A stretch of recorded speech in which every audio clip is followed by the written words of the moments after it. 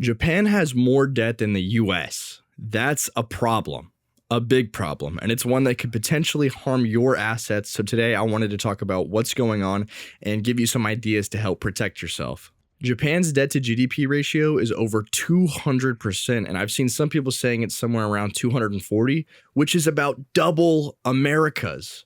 America, with $40 trillion in debt, has a debt to GDP of around 120%. So this is a very bad thing for Japan.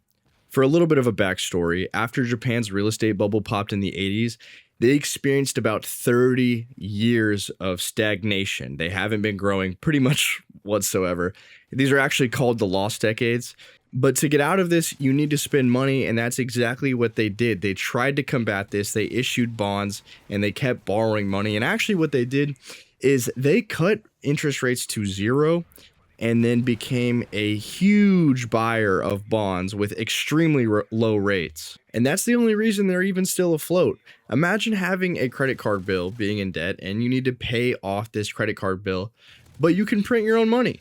That's all they've been doing this whole time, and that's how they've been able to maintain their economy. In 1999, they introduced a zero interest rate policy, and pretty much their entire system depended on borrowing money being cheap forever.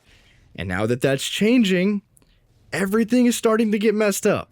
After COVID, they had to print a bunch of money and inflation finally arrived. For a while, they were operating on low to no inflation, and I think there was even a period of time where they averaged negative inflation. Combine that with their new Prime Minister Takaichi basically vowing to spend a bunch of money, and investors have been very scared, and the bond yields have spiked a lot. The 30-year actually hit all-time highs, but that's not good because think about it. Every 1% increase adds trillions in annual interest costs. And again, their whole survival has depended on cheap debt. With that being said, their interest expense alone has consumed about 25% of their national budget.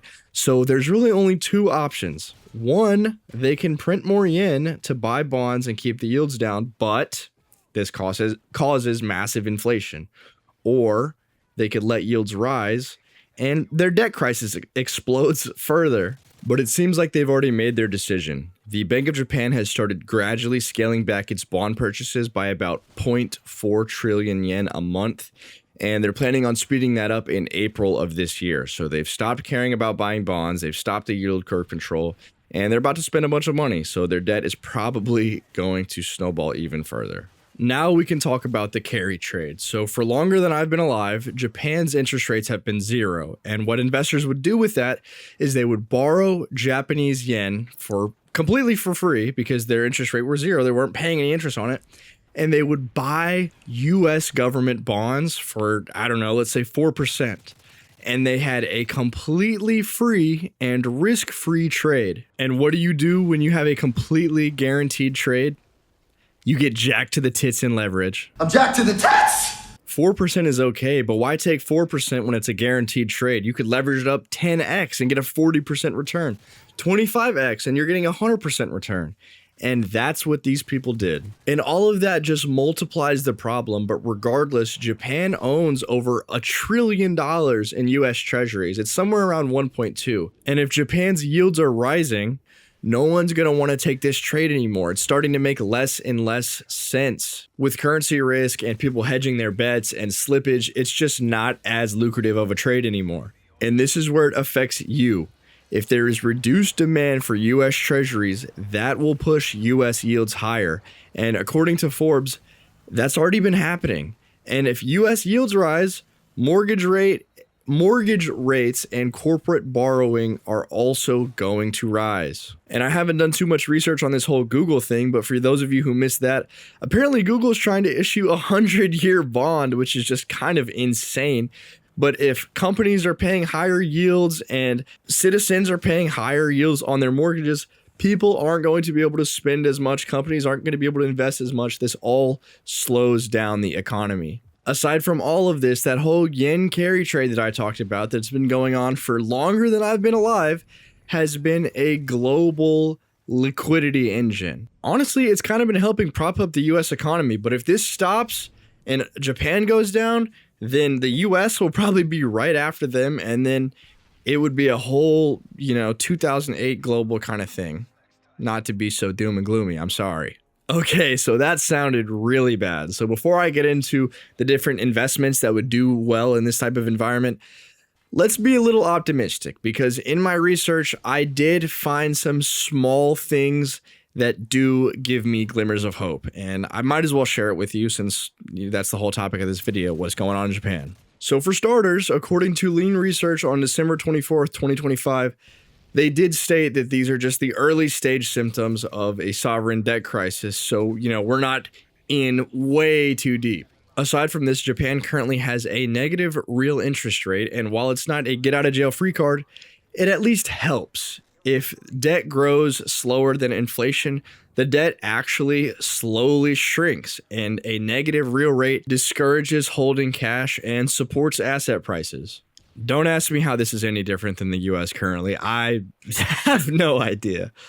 Aside from these two things, the markets have calmed a bit, which is okay, but this market calm has turned investors' attention to the BOJ. And according to Reuters, the BOJ sees recent market moves as falling short of meeting the very high threshold for intervention. That does seem like a plus to me, although I will say Reuters said it could be a calm before the storm, because if they did intervene, that would basically go back on everything that they've been saying. Despite Takaichi claiming that she's going to spend a bunch of money, Japan has been planning on reducing its balance sheet, and again, they stopped that whole bond buying program. Regardless, they're stuck between a rock and a hard place right now. They've got to make a very difficult decision. And I can't remember exactly what it was, but in my research for this video, I found multiple sources claiming that something that has happened was like a 1 in 100 million chance, which is just kind of insane. So maybe they weren't planning on this happening. But anyways, let's move into some of these investments that could do better in this type of environment. Something that I think is completely necessary to talk about is that investors are scared right now. They're scared of Japanese government's ability to pay. They're scared of the American government's ability to pay. And the creditworthiness of these countries are going down. We literally just saw America's credit rating lower. When that happens, yes, bond yields do rise, but bond prices fall.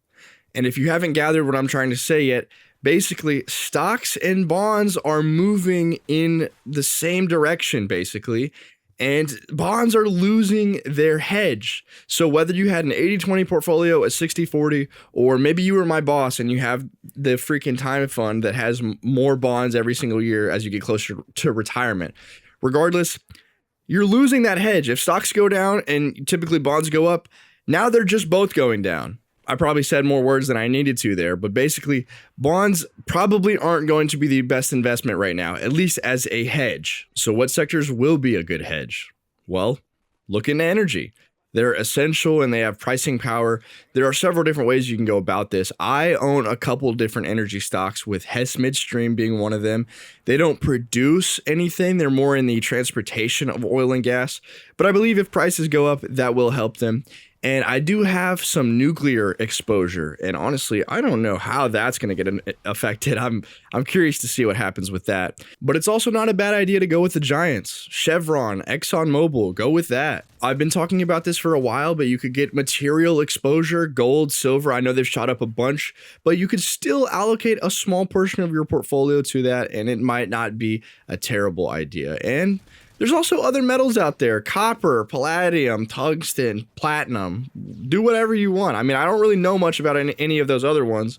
Gold and silver are kind of the main two, but I don't think having some metal exposure would hurt your portfolio. Aside from this, if you just own high quality compounding machines with wide moats, you will probably do pretty all right.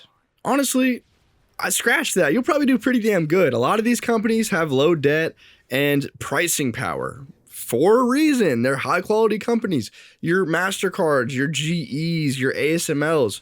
I'm not perfect. I definitely own some lower quality companies, but I try to invest in the highest quality companies possible. If you need any ideas, look up Chris Hone. That's all he does, and he's been smoking the S&P. Look up Dev Cantasaria. He has a lot of high quality compounders as well. But let's change up the topic a bit. I know I kind of hinted at it, but what are some companies we want to avoid? Really, the main two that I can think of are consumer discretionary and companies with very high debt. Consumer discretionary, your freaking Louis Vuittons, your Hermes, stuff like that. No one actually needs those things. And honestly, I feel like less and less people are even wanting those things. But also, companies with high debt, if bond yields are rising, rates are rising, all their debt is just worth more and more, it's going to be way harder to get out of debt. And I guess that kind of points back to companies that you want to invest in. Defensive stocks are going to do really good. Like Costco, for example, people are going to need groceries. I kind of forgot to mention this, but all you really have to think about is what people need versus what people want. If you want some ideas, freaking waste management and or garbage. You could look into some healthcare stuff. Railroads are never going away. Just some ideas. Of course, this isn't financial advice. I'm definitely not qualified to talk about this. Holy smokes. This video took so long and it was so difficult to make. And honestly, the main purpose of a lot of these videos is to just hold myself accountable and teach myself. I am still learning so much, but this is just what I've gathered, and I figured maybe I could help out even just one person. Maybe they didn't know and, they positioned themselves better, whatever. I don't know. Definitely let me know what I missed or what I'm just flat out wrong on. I hope you got something out of this video. If you did, consider leaving a comment, consider subscribing. I would really appreciate it. Good luck on your investing journey.